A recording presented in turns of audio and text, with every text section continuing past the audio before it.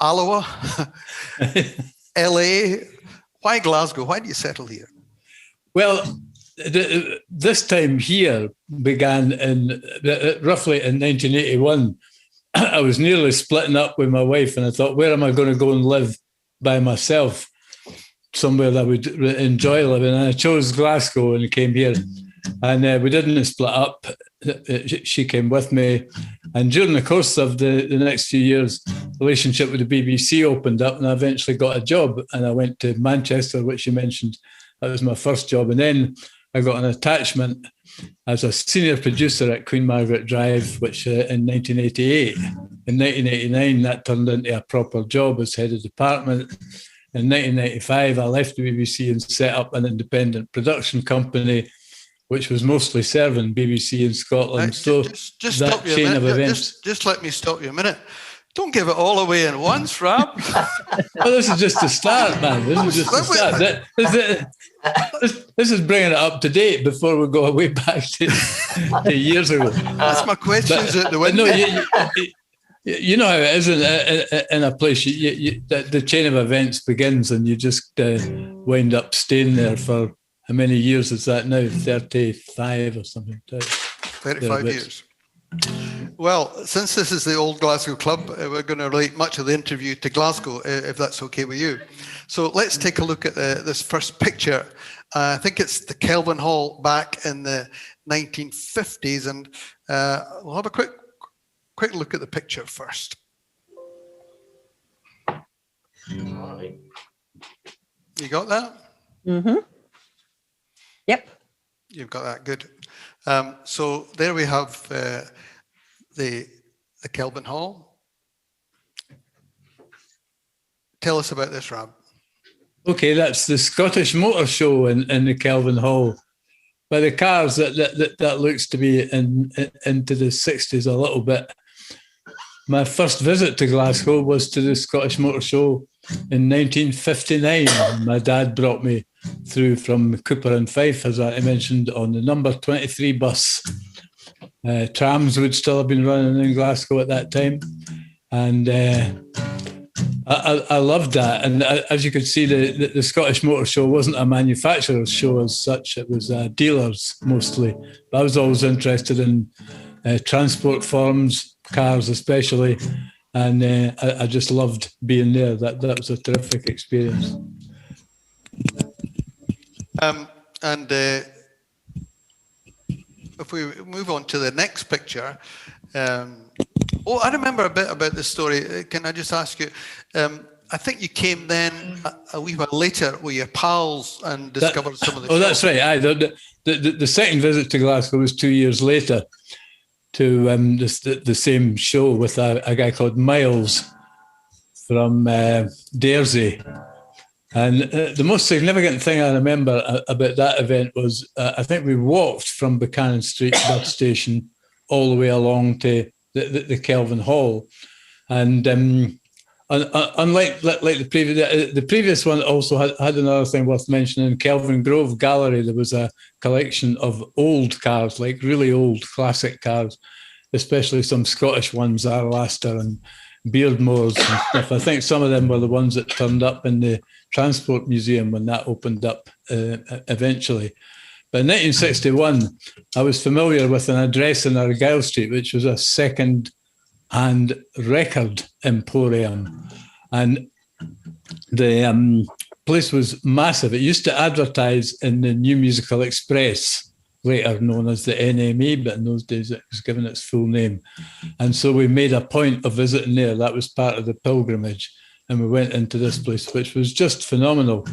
Because Artie and I remember in our hometown, our record store was a box in the corner of Jai A. Stewart's at the bottom of the Lady Wynd, which was actually a bike shop, which also sold white goods and electrical goods. And they had a box there, and that was the record store.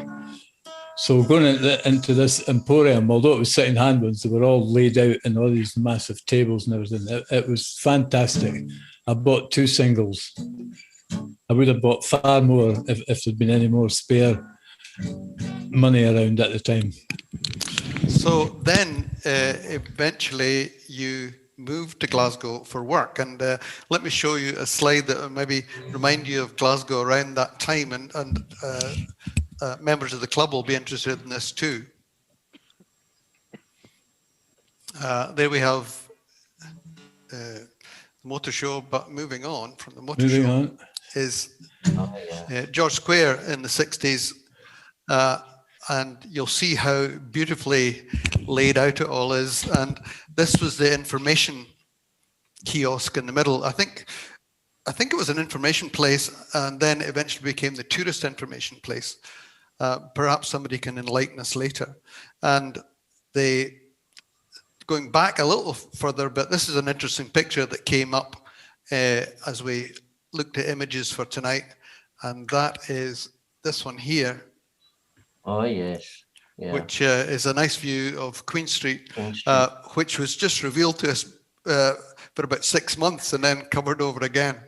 Yes. Personally, I like the two wee minis in the foreground, which I had two of. Scylla and I toured all over Europe in this, and it was the most uncomfortable experience imaginable. However, we got all the gear in the back and it was quite secure. Mini vans. So could somebody mute because we're hearing it's interrupting the flow here, if you don't mind. If somebody's got their microphone on, maybe you'd be good enough to mute it. Thank you. So there's a setting. You're coming through to Glasgow and you arrive in this particular street here. Anybody know where that is? It's just off Great Western Road, and there's the answer, Kersland Street. So you came, was it a Sunday night you came to Kersland Street? And tell us a bit about your thoughts. You must have been thinking, what have I done here? I'm on my own in Glasgow on a Sunday night. Aye, but I didn't mind. I've never minded being on my own that much. And I used to get the ferry across to the Fife, as it was known, from Newport to Dundee, and wander around Dundee. So wandering around the streets of cities, I was no stranger to that as a concept. The first journey to work was again on the number 23 bus. I was met by George Dees, who took me to my place of work. And then at some point in time in the afternoon, they took me to meet my landlady, who was, I think it was number 4 Kersland Street. I may be wrong at that, but it was definitely a room in Kersland Street. And that was to be my domicile for the first short while in Glasgow, in good old-fashioned digs with a bedroom and a nice hot breakfast in the morning and all of that, and a landlady fully present the whole time, if you know what I mean. And I was very excited by it, Artie. I was excited by the idea of being in Glasgow. I'd come here to work because my secondary schooling had been an absolute car crash, and my dad, who worked in the post office, brought some forms home to say, why don't you sit this exam and you could be a clerical assistant in the civil service? And the jobs were to be in either Glasgow or Edinburgh. And that was the attraction for me. Not that I had to leave Cupar because I didn't like it. I liked it and still do. Still like the fact I grew up there. But it was clear in the 1960s that there was a bigger, more interesting world out there. So it was time to do that. And that was the opportunity. It was the ticket to get away and do that. So I was always very excited by that. And I seem to remember that the first night you got here, you explored just about everything you were going to see within the next wee while. I mean, you did it all in one night. I remember it so vividly. You know how sometimes, I guess memory gets credit for this, but I think as much of it is to do with what you soak up in the first place through your observations and what you're doing. But I remember leaving the house in Kersland Street, going out on Great Western Road, all the way down Byres Road, Church Street, along past the Kelvin Hall and Kelvin Grove, all the way along Argyll Street. And that was when Argyll Street went all the way through Anderson as well. This is 63, so it's long before Kingston Bridge and any M8 construction. And I got to the bottom of Union Street and I walked up Union Street And this was me actually entering the bright city lights, you know, a bit more neon. And I discovered two fundamental things in that street. One of them was the classic cinema was shown the original Frankenstein, the James Whale Frankenstein, which my dad had waxed lyrical about, the one from the 1930s. And of course, many of you will remember just how hard it was to find things in those days. Nowadays, you just click on the internet and find whatever you want. But in those days, you had to hunt out rarities like that. So I made a note. That's something I'm going to do this week, is come to the cinema and go and see that in the classic cinema. Across the road in the Odeon was a billboard saying that a package tour was coming. And on that package tour was the Everly Brothers were top of the bill. Little Richard was on the bill. Bo Diddley was on the bill. That was the place. Further down the bill, a young band who only had one single out at the time called the Rolling Stones. And so I made a point to come back and get my ticket for that, which I did. That concert was taking place on the 16th of October in 1963. And that was my first visit to a package tour concert in that very cinema, when it was all one room, long before it was chopped up in the 1970s and 80s in various screens. And I came to every one. The only of these significant artists that I didn't manage to see was the Beatles. I just don't think I got there in time to get tickets, but I saw everyone else. And there were always interesting American visitors on those tours as well. It was a tremendous night out. Eventually, you know, for the Everly Brothers, I bought myself a 16 bob seat, I remember. But for the rest of them, it was just the 5 bob seat, probably up in the second or third tier. And just to interrupt you a second, I know you love Art Deco design and architecture. Was this one of the first buildings you were captivated by? Well, of that dimension, yeah. But if you remember, there was a bit of Art Deco in our hometown as well. Percy Batone's Supreme Cafe with all that black and red vitrolite was actually a lovely example. There are 2 houses in Cupar on the Bowling Green Road that are flat-roofed Art Deco buildings as well. And even the council house we had that was made completed in 1955, it had big roundel bits at the front door and the metal window frames. There were still some bits of 1930s architecture that hung over to that. So I'd kind of grown up in little bits of that and just always had a great fondness for that particular period. I think it was because it was really interesting to look at, but it could also be quite flashy. And I think I quite like things that are well designed and functional, but have a wee sort of flashy element to them as well. They can sparkle and flash. A bit like yourself. Well, you can't be too deliberate at that. You know? We're moving on now to the quiz question 1. I'm sure you know the answer to this, Rab. It was the building at 1460 Maryhill Road, and here is the answer to that question. 1460 Maryhill Road in 63 was the home to the Ministry of Pensions and National Insurance. And this is where you had your first job. That was my first place of proper work, yeah. Looks really exciting place to hang out. Pardon that? A very exciting place to hang out. It looks terrific, doesn't it? That sort of brutalist thing. I don't know what all those holes are. It's maybe been cladded or something. I've got a feeling it wasn't quite as grey and brutalist as that.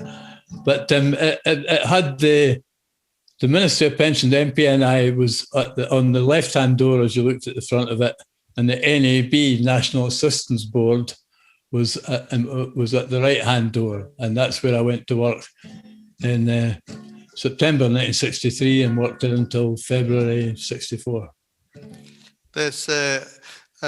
So a day at work there, you must have been dreaming and getting very excited about going to gigs. And this is the poster for the one you mentioned earlier. He said, I'm not able to share this. I don't know why. There we are. That's it.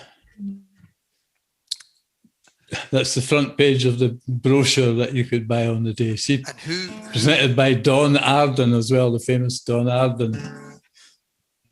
If nobody knows really who Don Arden was, he was a very famous manager and entrepreneur in the music business, impresario. Sharon Osbourne, Ozzy Osbourne's wife, is his daughter. So who ripped it that night? The Everleys or Bo Diddley? No, the Everleys. It was slightly perfunctory, to be honest, Artie.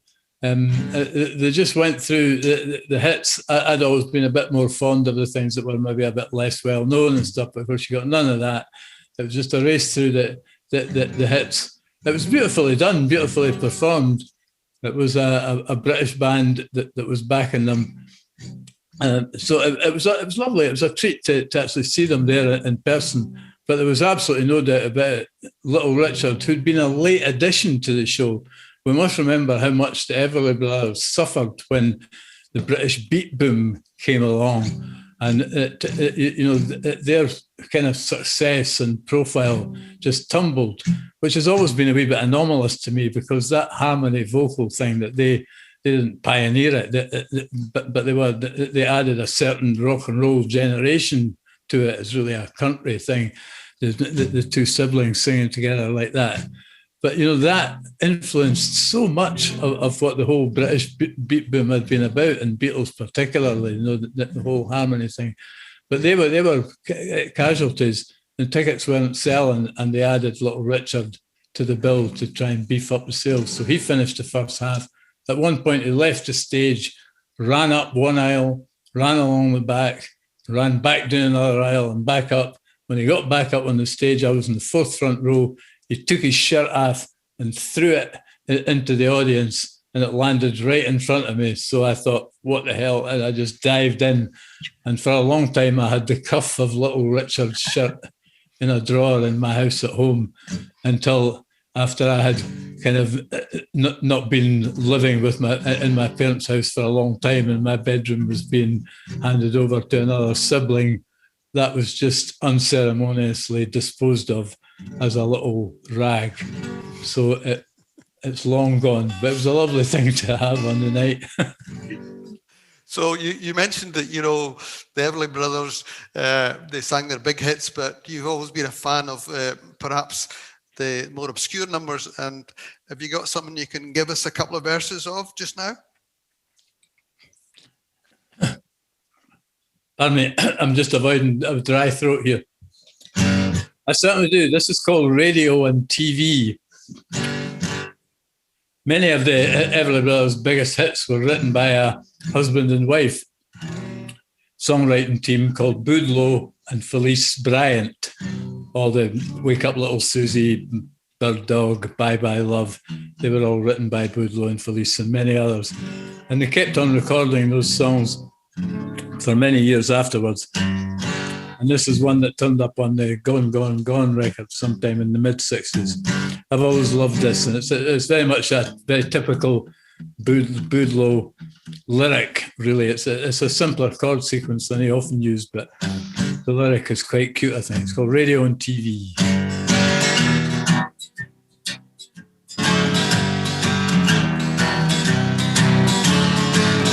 Radio and TV do a lot for me. Lots of times I date my honey when I'm running out of folded money, and the radio and TV are free. At the outdoor movie, everything is groovy, but at times I like it better just to take my baby home and set her at the radio and TV with me. It's nice to sit and say the things that lovers have to say, while the good guys chase the bad guys and the top 10 records play. Take away my car keys, take away my water skis, take away my folding money, take it all, but just don't take my honey or my radio and TV from me, from me, from me.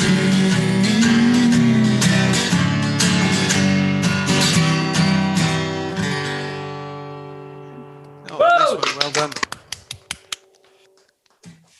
Yeah, I think we'd all appreciate that song. I think most of us really enjoy having our TVs during lockdown. Netflix has been a huge bonus for most of us, I think. I've got a wee text here from one of our viewers, a friend of ours, Nigel Hamill, who you know, Rab. Yeah, I see Nigel.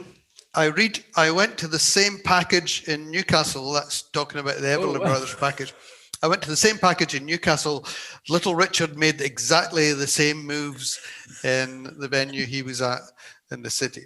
I could add a little anecdote to Nigel's about artists doing the same thing every time. I once saw Gene Pitney on one of those package tours, and he said, "Ladies and gentlemen, it's a very special evening for me. It's my birthday." And a cake got wheeled out, and he had his birthday, and everybody cheered and loved it. And years later, when Steelers Wheel was on the go, we had a couple of managers called Robert Wace and Grenville Collins, and they used to manage the Kinks. And I said, I saw the Kinks once at the Odeon Cinema in Glasgow, one of the packages that Gene Pitney was on. And I said, and it was Gene Pitney's birthday that night. And Robert Wace, one of them, rolled his eyes. He said, it was his birthday in Brighton and Birmingham, Bournemouth, Newcastle. It was just a little tactic. But I kind of appreciated it as a bit of stagecraft later on, really, because they only had about 12 or 13 minutes to grab the crowd with a few songs. So any little gimmick they could get to get people on their side was a reasonable tactic when all was said and done. We're going to move on now to the second quiz question and give you the answer to that. It was the Gaumont Cinema in Sauchiehall Street, home now to blah, blah, blah, this building. 1 second. There we are. Home to the Savoy Centre. And I'm showing this, in fact, it's part of a block that looks kind of very sad these days. I'm sure everybody who goes down there nowadays just can't believe how sad Sauchiehall Street looks. But do come and visit our lovely city, those of you who are visiting tonight. But Sauchiehall Street used to be amazing, but unfortunately it isn't anymore. And I think the Savoy Centre's days are perhaps numbered too, the way things are going. However, it's here for good reason as part of chatting to Rab, because very adjacent to this, maybe not the same entrance, but very near this, was the home of one of the very first folk clubs in Glasgow. Tell us a bit about that. Well, in Glasgow in the 1960s, there was a number of clubs. There was one at Charing Cross that was quite sort of traddy. And then this one opened up. I don't know how I found out about it. It must have been sort of news in the grapevine or the Chapbook magazine, which ironically came out of Aberdeen, but gave us all the information of what was going on in Scotland. And that this new folk club was opening up, and it was going to be an all-nighter, and it was called Clive's Incredible Folk Club. And that was Clive Palmer. And within that, it housed the Incredible String Band, or at that time it was known as Clive's Incredible String Band. And I managed to attend it one night, which I think it was the opening night. I read in Mike Hearn's book when he listed all the people who were performing there, that those were all the ones that were on when we had gone. So we were there for this all-nighter. And they put a tremendous bill together. They had local artists like a guitar player called Les Brown, a famous folk singer called Archie Fisher, another famous folk singer, pal of his, called Hamish Imla, and they brought people in called Pete Stanley and Wiz Jones, who were a terrific banjo and guitar duo, and Davy Graham, the most influential acoustic guitar player ever, perhaps. Maybe second to Bert Jansch, who kind of overtook him in a way, but he was a most innovative player. And an interesting bit about Davy Graham, I remember him being really rather miffed to find out that it was an all-nighter. I remember overhearing him arguing with everybody, saying, nobody told me I was going to have to be here all night. And we're all sitting there thinking, what's he on about? This is great, being here all night. It's terrific.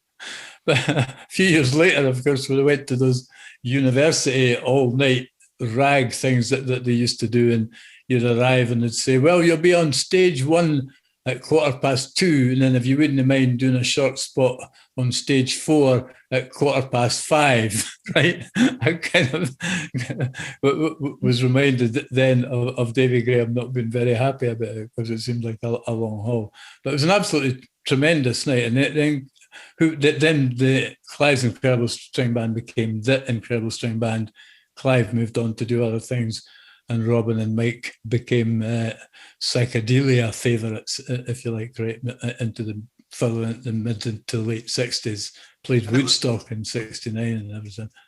And it was in a club not that far from there, down near George Square, Montrose Street, that you got your first ever pro gig, wasn't it? That's right. And a year after that, in 1967, when I was doing a banjo and guitar thing with a guy called Robin McKidd, Robin and I actually met an old school pal of mine when I was hitchhiking one day in the summer of '67. When I'd been in London for a while, and I went back living in Cupar for a wee while. And Duncan McKendrick told me that his dad had died and he'd inherited some money, and he bought a flat in Glasgow. And some of you will maybe know this flat. It's number 1 Turnberry Road, the one that sits right on the corner. It actually sits more like it's on Highborough Road than on Turnberry Road, but the address is 1 Turnberry Road. And he had that whole floor. I remember he bought it for £1,000 in 1967. I think it's made up as 3 flats now, each of which will go for at least 400,000. So don't tell Duncan, he's a bit of a breadhead, right? But I came to live with him, and Robin came to live with me there, and we became very regular at the folk centre.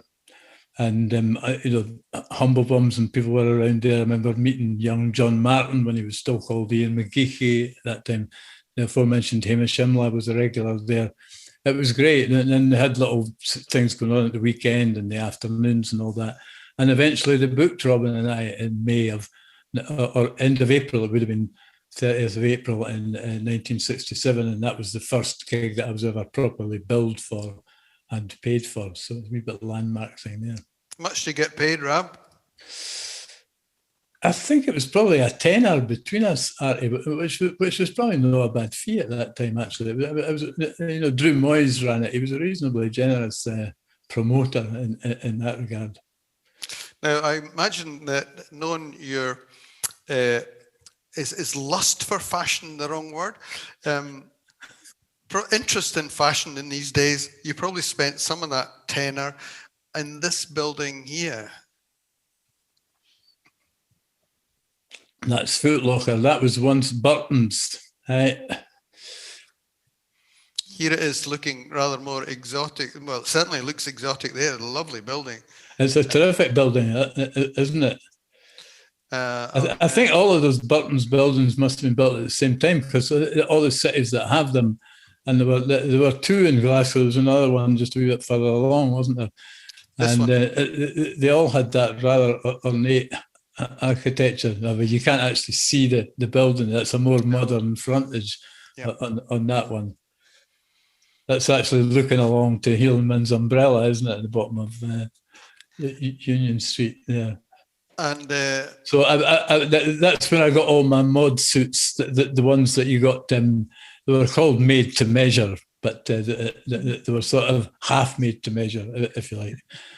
Half of them was a wee bit of being prepared earlier, but you got to pick all these exotic linings and everything like that. I like being a mod in Glasgow. Glasgow had a real nice mod style. It was suits. You know how that prevailing mod thing is parkas. Nobody wore parkas in Glasgow. It was always suits with big flaps on the pockets, Italian shoes or Clark's desert boots. And that whole scooter thing was never very big here. The boys who had scooters, they didn't wear parkas either. They were all quite wealthy, so they wore full-length leather coats. Glasgow always had a distinct style to that. It meant when I went to Alloa in 1965, I was the only mod in town in Alloa, a true fashion leader for a couple of months. And this city, why is this city always been at the forefront and had its very own fashions? You say quite rightly, and it's still going on today. If you've been away from Glasgow for a while and you come back, you just see so many people turned out very stylishly. Yeah. It's the home of quite a lot of individual. I mean, there was a lot of motifs, but within the motifs, people did know how to kind of individualize, if that's a proper description, and make things their own and put little rare combinations together. And they still do. I mean, it's just it reflects the kind of city's conceit of itself, I think. And I mean, conceit, again, conceit of itself in that old-fashioned, literal way that Glasgow knows its worth, and Glaswegians know their worth.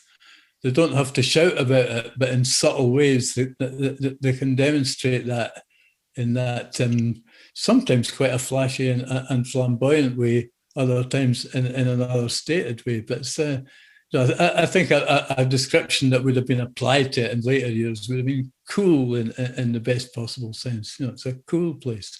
It cares. It thinks about how it looks. And everybody loves to get dressed up going out on a Saturday night in Glasgow. You bet. You see that big time still. Cue for a song? Is that a cue for a song? Yeah. Cue for a wee sip of water then. I heard this on the radio, Celtic music radio, not so long ago, and I thought, oh, that would be great as part of this talk. I hope you don't mind me asking for it.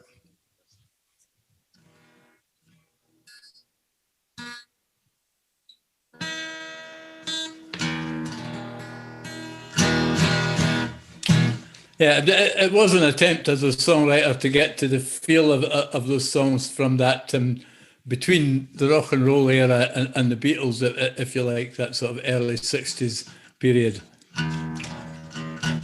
Even as a wee cheeky reference to an Eddie Cochran song in it for that. And it's called Roll On Saturday.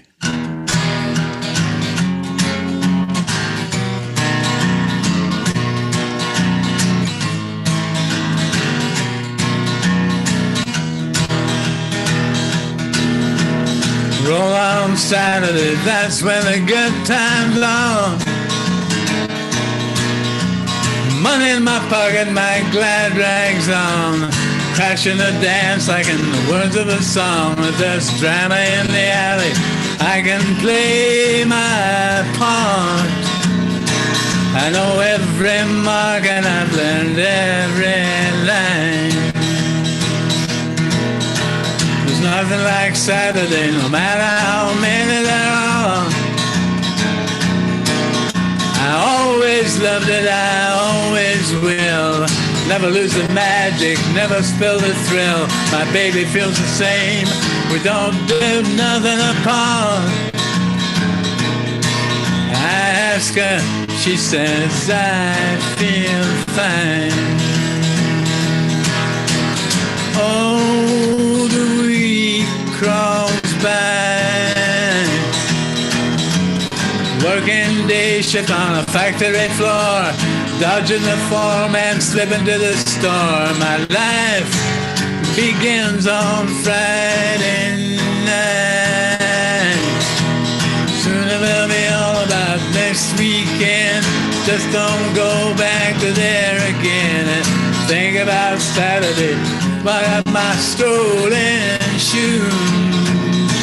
I'm taking out my weekday blues. I won't think about my weekday blues.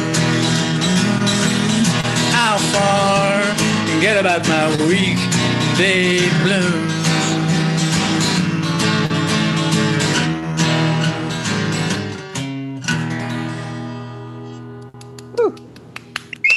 Excellent. Well, you're certainly helping our weekday blues if there are any around. Oh, good. Nice to hear you singing. It's brilliant. Thank you. It's nice to sing. Yeah, it's something basic, isn't it? All these people who are singers just can't take a break from it. Well, it's been enforced. I haven't sung in front of an audience in the same room as me for just over a year past the other day, 7th of March. And that was a little festival called Cashback in Aberdour last year that a guy called Dean Owens ran to celebrate the Fife roots of Johnny Cash. And I had a little in the round thing with Dean and a woman called Hannah Rose Platt. So that's the first time I was trying to recall, but it's been more than 60 years since I spent a whole year without standing up and performing a song in front of people in the same room. Well, here's a picture now of somewhere where you certainly didn't socially distance, and you would always hear a song. And it's a pub, the Scotia Bar in Glasgow, where if you weren't from Glasgow and you wanted to find music, this is where you went. If you wanted to see somebody you knew, you could always inevitably do that going into the Scotia. It looks very clean and sedate there, but in the day, I don't remember it. I remember that layout, but nothing like that. And the great thing was there was various booths and little rooms, and there could be different songs going on. And I can always remember a guy called Mick Broderick who would be reciting just crazy monologues that just people lapped up. They were special days. And I want to take you from the kind of people who would be in there would be these people, and these are the next quiz question. This was the next quiz question. On certainly the weekend, you would see Billy and Tam in there. And of course, they were known as the Humble Bums. Quiz question 3 is the Humble Bums.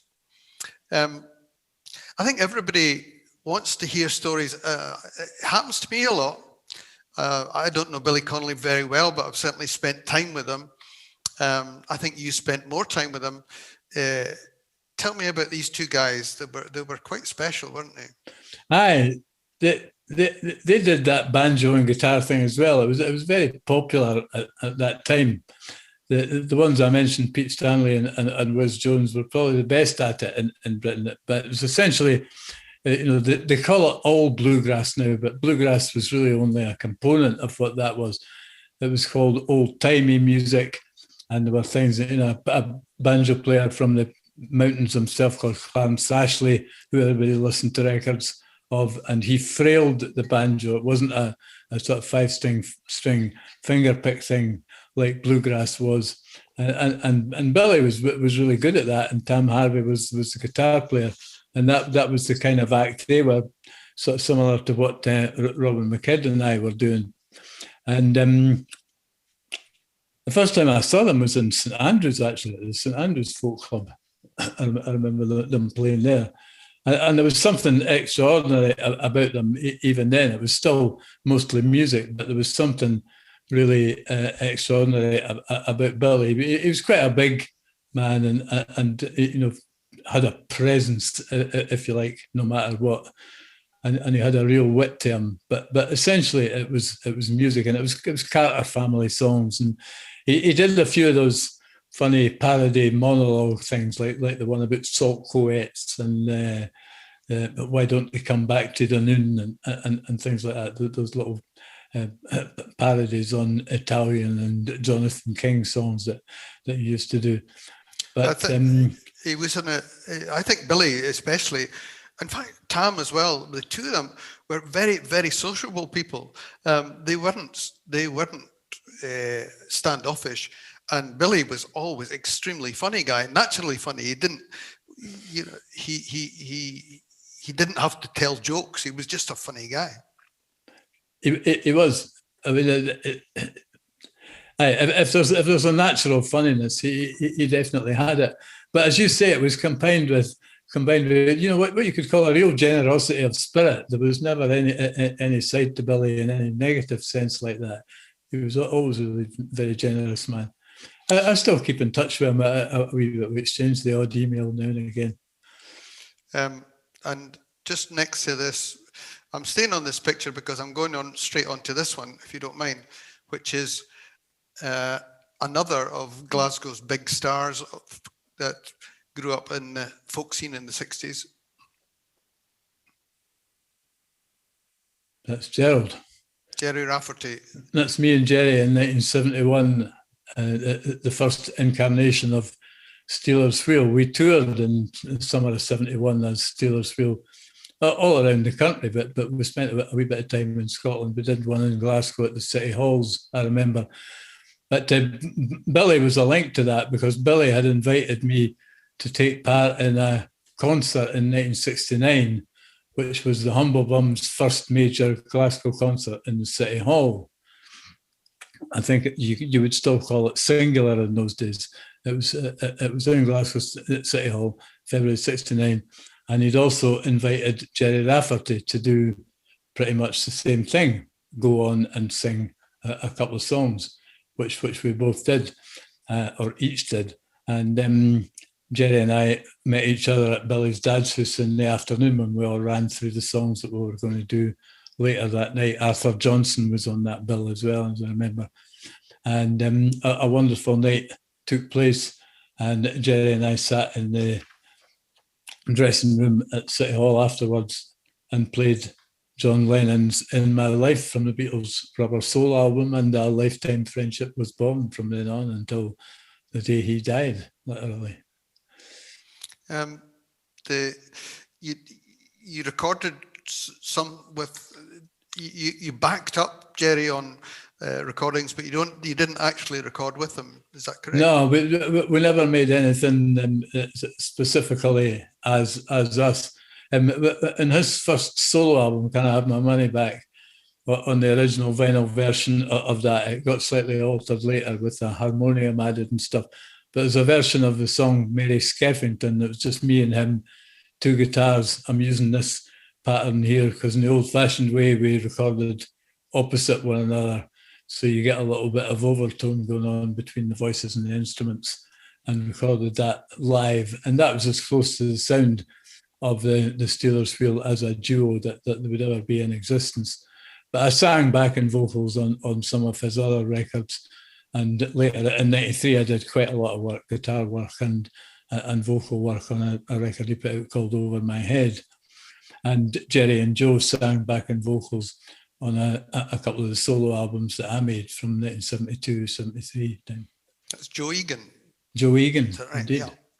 Now, your own recording career, you recorded in London for Decca, I think. Was that the first No, album? the Decca one was actually made in Edinburgh at Craig Miller Studios in Edinburgh in 2 days in January 1970.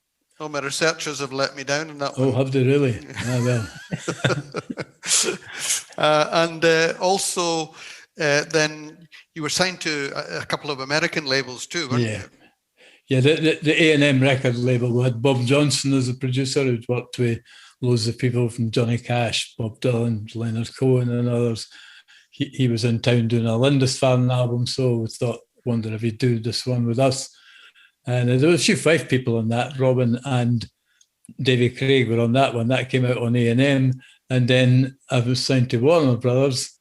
And they said, where would you like to make the record? I said, I wouldn't mind going to Nashville. And they said, aye, okay. So off to Nashville it was for a record that came out called Red Pump Special in 1973. And that was really interesting. And I reconnected with bits of that just the other day, in that Elliot Mazer, who was the producer, just died a month ago. That's the whole team in Burbank and Warner Brothers from around that time, I guess. I did used to go and visit there. The head of the station, head of the label rather, Mo Austin, he was always very welcoming, as was his compadre, Joe Smith. But you had to leave a bit of time to sit with Joe Smith, because all you got from Joe Smith was 2 hours of Frank Sinatra anecdotes. But that was an interesting time, Artie, getting to the United States and with budgets enough. The Elliot relationship started in San Francisco, where he was finishing a Neil Young record. He'd produced Harvest with Neil Young. He was finishing Neil Young's live album, Time Fades Away. So I stayed with him while we ran over the songs, which was near Neil's ranch on Skyline Boulevard. And then we went to Nashville to make the record. Our base was San Francisco, but we went to Nashville on a couple of trips to make the record, and we finished it in London. Not bad for a wee boy. Not bad for a wee boy for Cupar. I guess not. Aye, and I talked to Ricky Ross and people said, "Oh, you must have been about the first person from Scotland to go and make a record in Nashville." Now, I would never have known that was the case. It just seemed, because we were listening to a lot of, not just country music. We'd obviously liked a lot of that old country music, but all those places that country initiative, if you like, filters into. I'd always been really fond of that. And Nashville was where Bob Dylan had made his Blonde on Blonde and subsequent records and stuff like that. So there's a really interesting bunch of musicians. In fact, Kenny Buttery, who was on those records, was the drummer on mine. But I was looking the other day, and there was a guitar player there called Johnny Christopher, and he was a co-writer of Always on My Mind, which is no little song around the place. But anyway, Johnny Christopher and I are the only ones still standing from all of those sessions. Everyone else has died. But there's a bunch of guys from Memphis, and we put the Memphis horns on it and stuff. It was a really interesting experience. There's no doubt about that. So the result of all this recording meant that you did a fair bit of touring, and I've got a couple of pictures I want to share with you here. You can maybe comment on. First of all, is this? Where on earth is this? And I'm not sure which venue it was, but that was I did the opening act for Jerry Rafferty's City to City tour in 1978. So that's me. On the left of the pictures, a guy called Steve Wally. I had two guitar players as well as the rhythm guitar for me. Steve Wally on the outside, Richard Brunton on the right-hand side. The bass player beside him is Idris Fattar. I don't know if you know, a famous drummer called Ricky Fattar, worked with the Beach Boys and various other things and was in the Ruttles. That's his brother, Idris. And the drummer was called Terry Stannard. He'd been in Kokomo and things like that. You can't see his face, but he's sitting behind there. So that was from 1978. That was just one of the town halls. Could be Manchester Free Trade Hall, or Newcastle City Hall, De Montfort, Leicester, something. I couldn't honestly tell you which one. And then there's this picture where I can remember, this is Genesis, when Peter Gabriel, who was the lead singer in these days, dressed up rather strangely as was that a fox or a wolf? Yeah, it was the Lindisfarne tour in 1972. I was invited to be part of that. It was when the A&M record was out. That was the one we were promoting. So my kid and I went and did that. Lindisfarne were pals of mine. We'd met through Scylla, more or less, in fact, in the northeast of England, when they were really just getting together, a group called Brethren, joining up with Alan Hull in Impulse Studios in Wallsend. And we'd stayed in touch. They did a song of mine on each of their first albums and invited me to play on their tours. So Genesis opened the show. I was on in the middle, and then Lindisfarne was the headline act. Well, that was at the start of the tour. Was Phil Collins playing drums at that time? Phil was, and he didn't do as much singing as he did lately because Gabriel was the lead vocalist. But Yeah, I had a song on that record called "Wait a Minute" that they wanted to put out as a single, wanted it recorded again. So Robin McKidd and Phil and me went and recorded that at the end of that tour in Lansdowne Studios. Phil played the drums for us on that record. Yeah, he was great. He was quite different from the rest of them. The core of them, Tony and Gabriel and Mike, they were all Charterhouse boys. So, they would come on with picnic hampers and stuff like that. And Phil would join us with the half bottles further up the coach, if you like. Phil was sort of more one of us than the public school lads. But it was a most interesting thing to witness, because Lindisfarne broke up not long after that. And I don't know if part of the reason for it, but it's just the curve, the way things go. But from Genesis being the sort of bottom of the bill, the opening act on that, they were the stars of the show. But by the end of it, there were some nights where it was really quite difficult for me to get on, because people were wanting more and more Genesis as the thing progressed. Their album was called Foxtrot, hence Gabriel coming on with a fox's head and a long red dress on. Oh, I always wondered it why was that really was. an innovative presentation. So, Let's move forward quickly. A few years further forward. One thing that annoys me about you, Rab, really annoys me, is you can remember all these dates. I can't tell you how much it annoys me. Don't do it. You just make me feel inadequate. So please don't tell me the year, but you moved on to, you surprised us all here. What year was this? You moved to this building. It's a quiz question. Oh, yes. Let me just go over the quiz first, if you don't mind. Quiz question 4. This, of course, was the BBC. And wow, what a place to visit that was, certainly for me. You went in, it was the most sociable place you could ever imagine. Going for lunch was like just a dream. You met all the people who'd been on telly, and they were nice and they talked to you. It was quite special. But you got a job there. Aye, well, I'll try and tell us as briefly as possible and not repeat myself, because you're right, I did mention a bit of this earlier, but it was about 1985. Dave Batchelor invited me in. He said, can you come and play sorry, I gave the date away. Oh, no. And can you come in and produce Travelling Folk? And I didn't know anything about producing radio programs. It was a very opportune thing. So I said, yes. So in I went and produced Travelling Folk that night. And that started a chain of events where, as you say, I got a pass. So I would just keep going on into the building and go for lunch and meet all these people. And it was a corridor culture, you could call it, in those days. So people say, oh, I'm glad I saw you. Do you think you could do this? Do you think you could do that? And all sorts of wee jobs came your way. And also you could keep an eye on Ariel. Do you remember all the jobs were printed in the in-house magazine Ariel, and they were posted just outside the canteen, as it was still known in those days. So I'd keep an eye on that. And eventually I did more. I did research and production on the Art Sutter show, mostly did loads on that. The research was really good. I just thought, I'm going to learn as much as I can about this.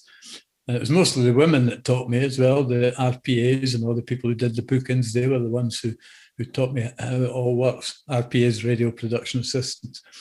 And eventually I got the confidence to apply for a couple of jobs, got the job in Manchester, came to Glasgow in Manchester. I did things like the Organist Entertains and the Rhythm and Blues show and sessions for overnight Radio 2 and stuff. It was a great job.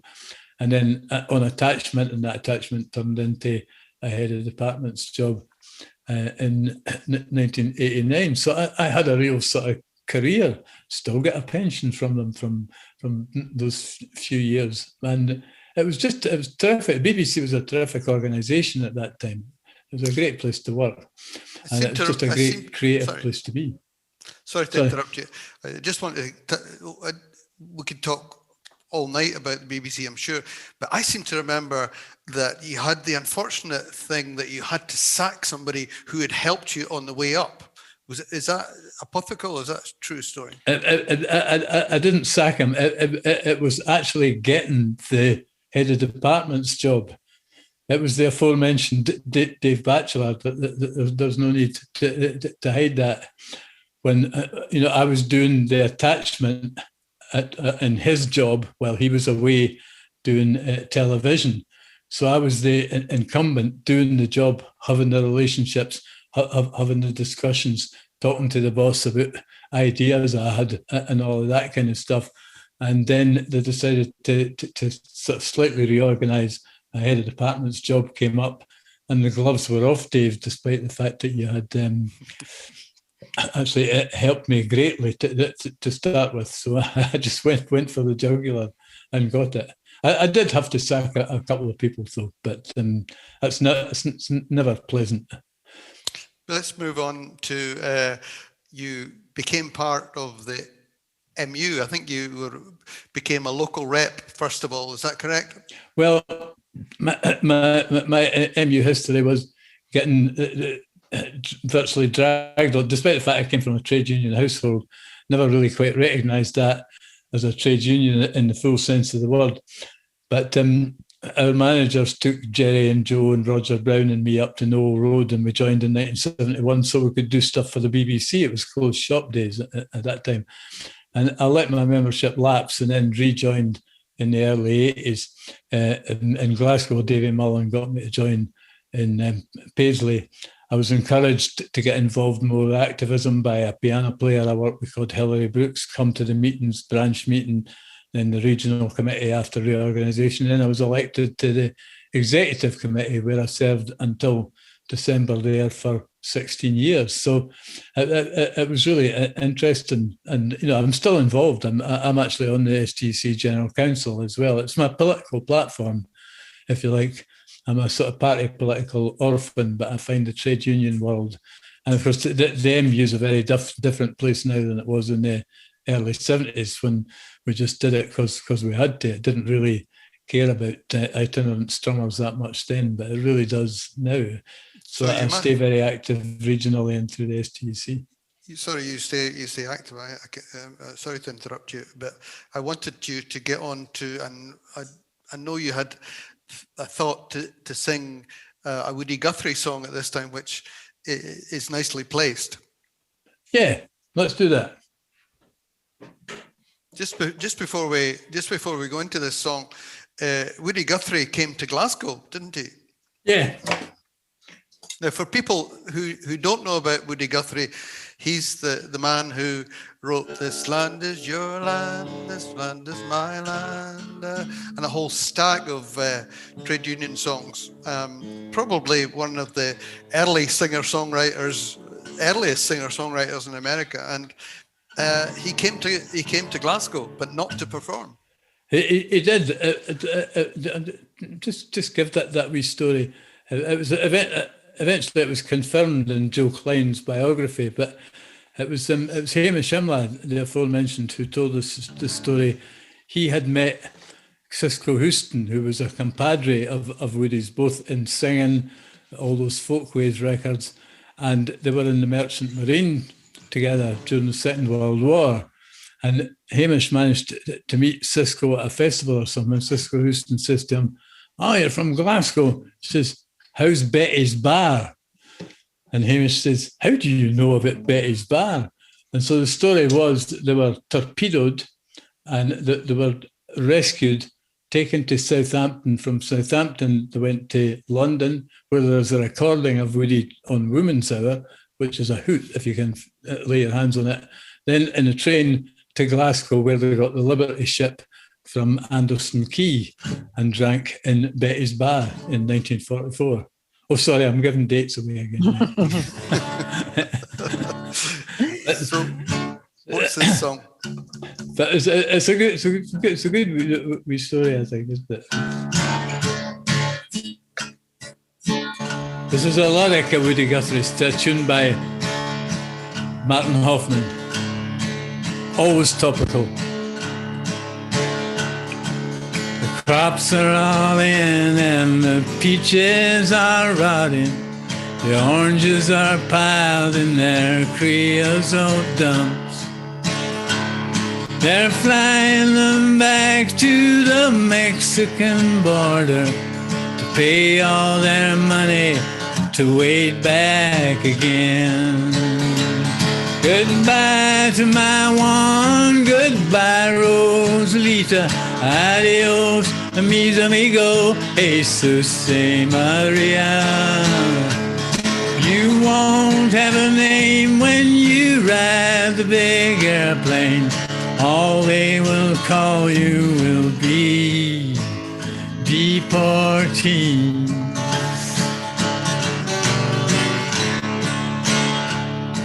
The skyplane caught fire over Los Gatos Canyon, a fireball of lightning that shook all our hills. Who are all these friends who are scattered like dry leaves? The radio says they are just deportees. Goodbye to my one, goodbye Rosalita, adios mis amigo, Jesus Maria. You won't have a name when you ride the big airplane. All they will call you will be deportees. All they will call you will be deportees.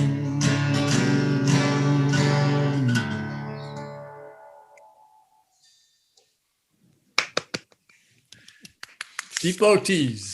Very Plane pertinent. crash at Los Gatos. Yeah, very pertinent to this city at the moment. I think one thing that many people who live here are particularly proud of is the way that Glasgow has welcomed deportees, refugees and settlers. It's something that's very much to the city's credit.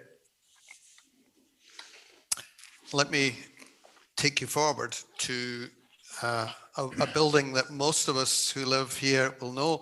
And if you don't live here, it looks a bit out of place, to be quite honest. Let me just find it here.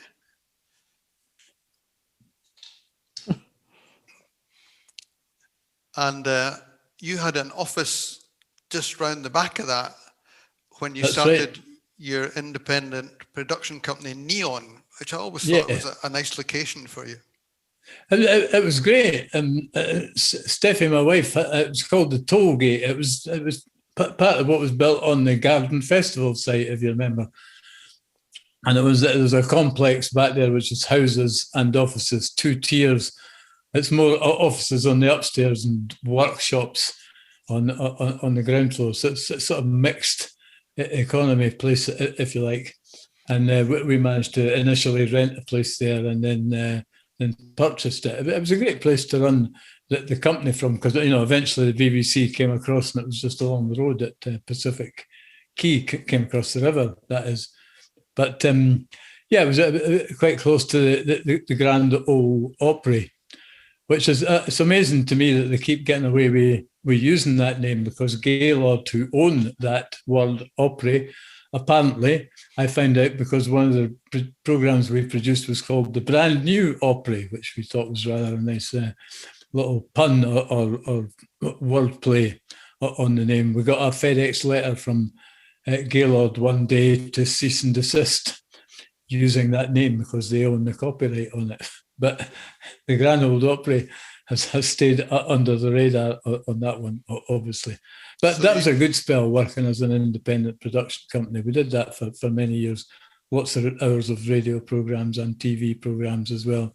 So and it allowed us to turn that into I was going to say business. that maybe that experience meant that you were able to do a number of productions for this festival, Celtic Connections. There's you on the stage at the Glasgow Concert Hall. Yeah. A packed house. A packed house. That was, if you remember, the year after Jerry Rafferty died, when when we were at the funeral, I was honoured to be invited to be a pallbearer at his funeral, and Martha and I talked to the best ways to commemorate Jerry. And I said, well, a concert featuring Jerry's songs with a load of artists who would be kind of relevant, if that's the appropriate word, to the occasion would be the best way to do it. And she agreed. And I thought rather than have to promote it from scratch, took it to Donald Shaw to see if he fancied it as a Celtic Connections event, because that just made it, that gave it a home, if you like, in terms of its promotion. And that was the second night. We put one night on that sold like snow off a dike, and the second night was put on. That was there. Well done. It's a great room to play, actually, by the way, as you will know yourself. Yeah, Cilla and I played that very place one year 32 times. It was exhausting. We went to Florida after it, and I was so wabbit that they asked me if I wanted senior citizens rate in the hotel. So there we have things more or less up to date, and it brings us on to our question, our last question, which was about the Kelvin Court. Which year was it completed in? And it was completed just before the Second World War in 1938. And the reason we show this picture, of course, is this is your house in this block right here. Yep. So it must be for you and Steffi, it's like a dream come true, moving into living the dream and living in a real classy Art Deco apartment. Maybe it's terrific. We have quite a lot of 1930s and Art Deco artifacts, if you like, as well, light fittings and various bits of furniture. So it's not too far from original condition indoors here either. It hasn't been tampered with too much. So it's got a nice period feel inside it as well. But it's a lovely, spacious place.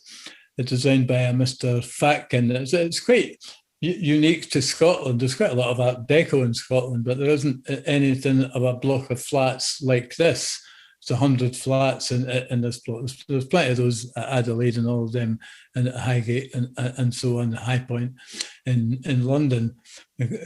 Quite a lot of complexes like that, but it's a unique complex to Scotland. We had a practical purpose to live here. We were in Pollokshields for over 20 years, but my wife is becoming increasingly disabled through a thing called MSA, and she couldn't manage stairs. There was a wee lift here. So that was part of the reason to live here. But it was Steffi, eagle-eyed as she is, she found there was one of going in Kelvin Court, and the prices just more or less matched what we got for our own place. And so it's been a showbiz. It's been a showbiz domicile for since it was built, isn't it? Aye. I believe Ken McKellar lived here at one time. Certainly Jack Mulroy and Mary Lee. And Mary Mulroy, as she's known, she's well into her 90s now. I think she's 99. I think Mary is still here. Archie McCulloch and Kathy Kay. People maybe won't know Archie McCulloch that well, but he was an entrepreneur, impresario, who distributed my very first record through his company, Clyde Factors, way back when. And they're the parents of Ken McCulloch, who has the hotels, the Malmaison, Dakota, and one Devon, it's not Hotel Duvin, they call it now, isn't it? He's at the hotelier. But Kathy Kay, of course, was the singer with the Billy Cotton Band and the Billy Cotton Band Show. And if you haven't been out that road, it's the road out to Loch Lomond. Keep going out that road and you'll hit Loch Lomond. It's really interesting to see it in an under construction, but it's almost done there, isn't it? Not far off it. But it's lovely. You get lots of light, and I've got an outlook in every aspect, every direction, and especially to the west and the south, which gives us nice warmth and light. Now, we're drawing things to an end here, and nearly everybody stayed with us. So thanks very much for that, everybody. Yeah, thanks to all the friends who've come along, and thanks to all the old Glasgow Club members. I hope you've enjoyed it as much as I have. Rab's just got such a great memory for all the details of his life. My life, I remember it, but it's kind of fuzzy. But you have got a clarity that I've already said I envy, and just please don't do the dates. It gets hazier as the years go on, if that's any consolation. It is a little bit of a consolation, I have to say. Look, if anybody out there in the audience tonight doubted that we've known each other for a long time, I have to show you this picture. Rab will tell you what year it was. It's this picture here. Gosh. That's great. That's 1969, Denmark, but probably August 1969 in Carsten Panduro's house. The first house I remember having to take off our shoes because we had a cream carpet.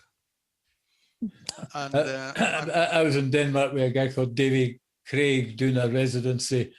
And Artie, you were at uni at the time, I think. Yeah. And when the term broke, you came and joined us for probably about a month or so. I we think had a couple of expeditions together doing that. Oh, it was really a great time. What I'm amazed at is that we're really well scrubbed up hippies. The cleanest, neckerchiefs and everything. Cleanest looking hippies you have ever seen, hair washed and everything. There's only one song we can finish up with, which you wrote way back about this time, Rab, and Or maybe it was a long time till I recognized that I'm in this song. Yep. The song, it's not a descriptive, but it did bounce off. I'm just tuning this.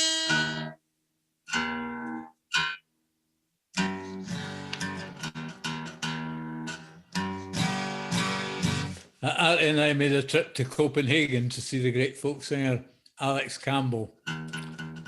Well, we went to see Copenhagen, but that made a little bit of a point to the expedition.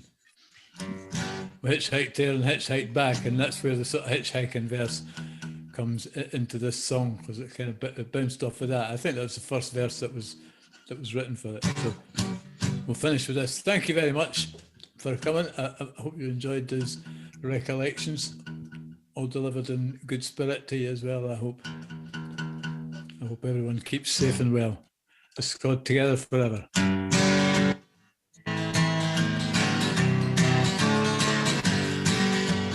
You and me sitting on a bench, watching the day go by. No one paying us any attention, not even to ask us why.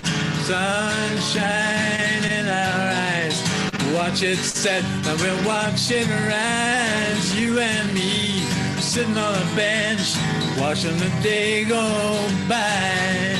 You and me sitting on a bus on the front seat at the top, watching the people who don't look like us and going way past our stop. Traveling everywhere, we got no money, but what do we care? You and me sitting on a bus on the front seat at the top. Whoa, looks like we're sticking together. Whoa, looks like lasting forever. You and me by the side of the road in the morning, feeling bright, watching cars coming and watching them go, so thinking we'll be home tonight.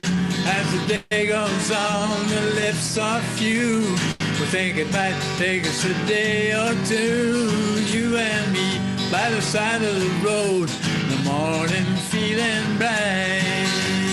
You and me sitting on a bench, watching the day go by. Go by, go by, go by, go by, go by, go by, go by.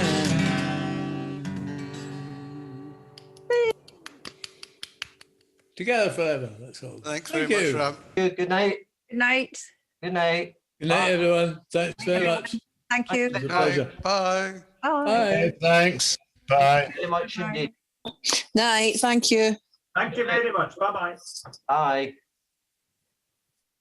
See you.